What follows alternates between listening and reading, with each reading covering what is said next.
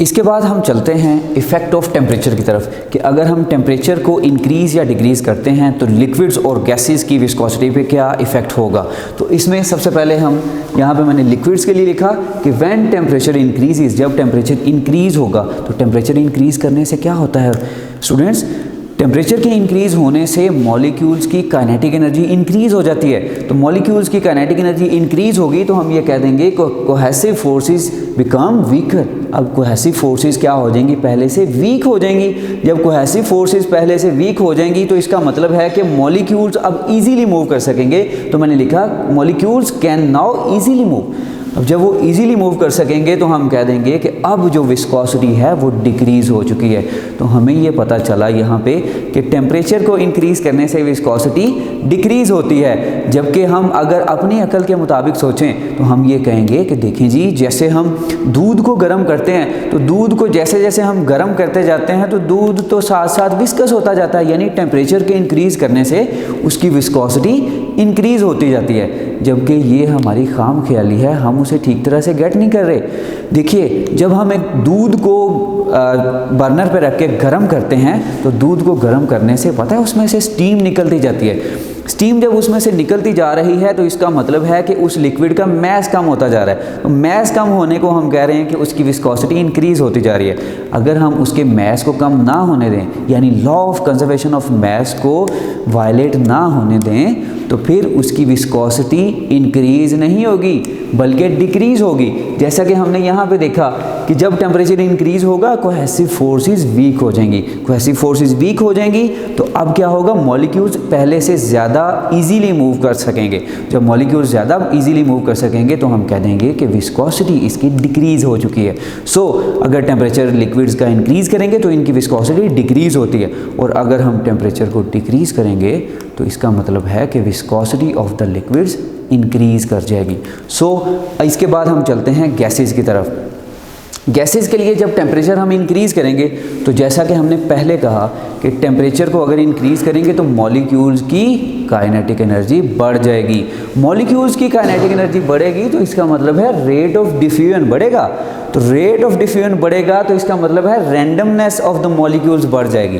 तो जब randomness of molecules बढ़ेगी तो उसकी वजह से क्या होगा, मॉलिक्यूल्स को मूव करने में मुश्किल होगी। जब मॉलिक्यूल्स पहले से ज़्यादा मुश्किल से मूव करेंगे तो इसका मतलब है हम अब ये कह देंगे कि विस्कोसिटी इस गैस की इंक्रीज़ हो चुकी है।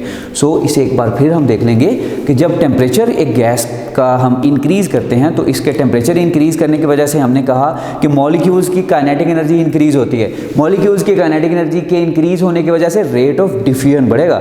रेट ऑफ डिफ्यूजन बढ़ेगा तो उसकी वजह से रैंडमनेस इंक्रीज़ हो जाएगी, यानी रैंडम नोशन बहुत ज़्यादा हो जाएगी। जब रैंडमनेस इंक्रीज़ होगी तो इसका मतलब है मॉलिक्यूल्स को अब मूव करने में, फ्लो करने में मुश्किल होगी। सो हम कह देंगे कि अगर गैसेस का टेम्परेचर इंक्रीज़ करते हैं तो उसके टेम्परेचर के इंक्रीज़ करने की वजह से गैस की विस्कोसिटी इंक्रीज़ हो जाएगी, और जो अगर टेम्परेचर को हम डिक्रीज़ करेंगे तो इसकी वजह से विस्कोसिटी गैसेस की डिक्रीज़ हो जाएगी। तो यहाँ पर एक कंपैरिजन आ गया हमारे पास कि अगर टेम्परेचर को हम इंक्रीज़ करते हैं तो लिक्विड्स की विस्कोसिटी डिक्रीज़ हो जाती है जबकि गैसेस की विस्कोसिटी इंक्रीज़ हो जाती है।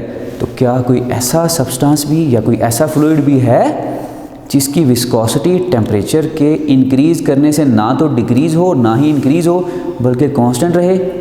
जी हाँ, बिल्कुल। ऐसे फ्लूइड्स को हम विस्कोस्टैटिक फ्लूइड्स कहते हैं। विस्कोस्टैटिक फ्लूइड्स जिनमें हमारे कुछ मोबिल ऑयल्स आते हैं।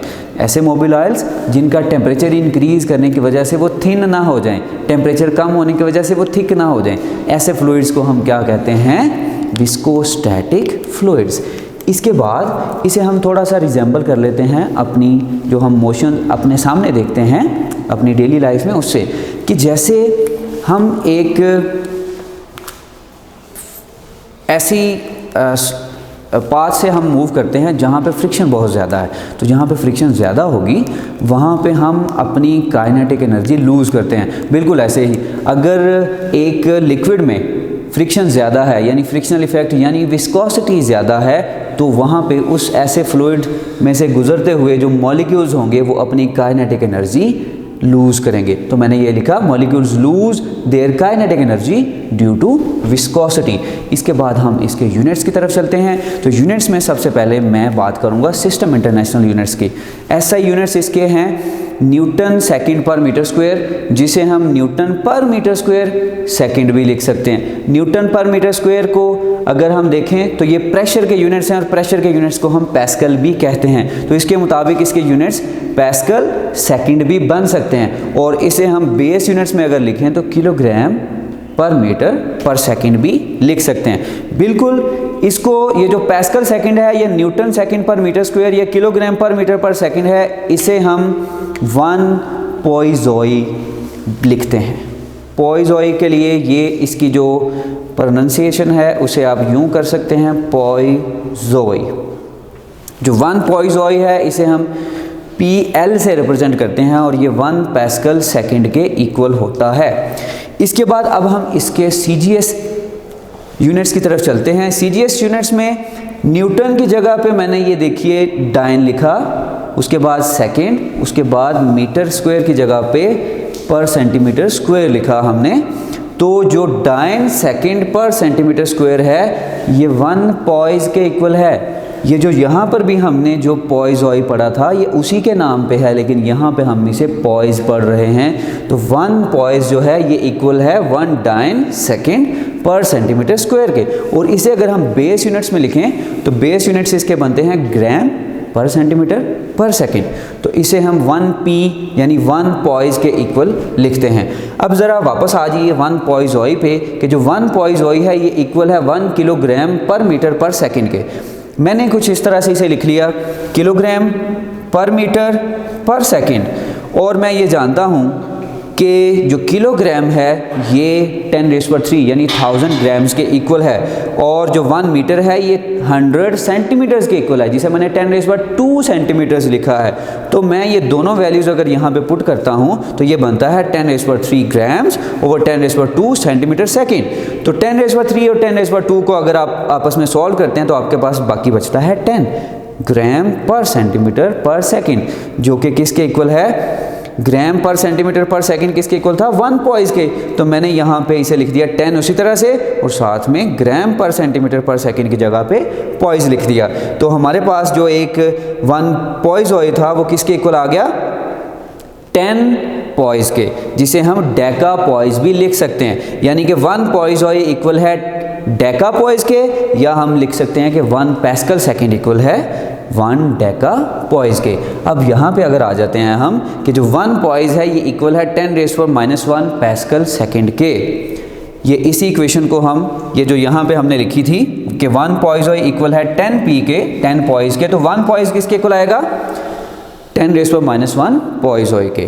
तो 1 poise is equal to 10⁻⁻1 pascal second भी इसे लिख सकते हैं। और अगर मैं इस इक्वेशन को 10⁻² से मल्टीप्लाई करवा दूं तो ये बनेगा 10⁻² poise is equal to 10⁻² into 10⁻1 pascal second. तो ये फॉर्म हमारे पास बन जाएगी 10⁻² poise is equal to 10⁻³ pascal second. तो 10⁻² को हम क्या लिखते हैं, सेंटीपोइज।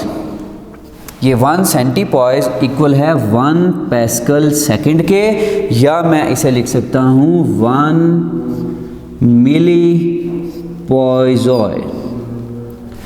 तो इस तरह से हम इनके यूनिट्स का आपस में कंपैरिजन कर सकते हैं। तो आज का जो हमारा टॉपिक था फ्लूइड डायनामिक्स में, सबसे पहले हमने फ्लूइड्स को स्टडी किया, फ्लूइड्स क्या हैं, फ्लूइड के मोशन को, विस्कोसिटी की डिपेंडेंस को, और एंड पे हमने इसके यूनिट्स को डिस्कस किया। उम्मीद है कि आपको ये लेसन समझ आया होगा। इसके बाद नेक्स्ट लेक्चर में हम इंशाल्लाह स्टोक्स लॉ को स्टडी करेंगे। तब तक के लिए इजाज़त दीजिए। अल्लाह हाफिज़।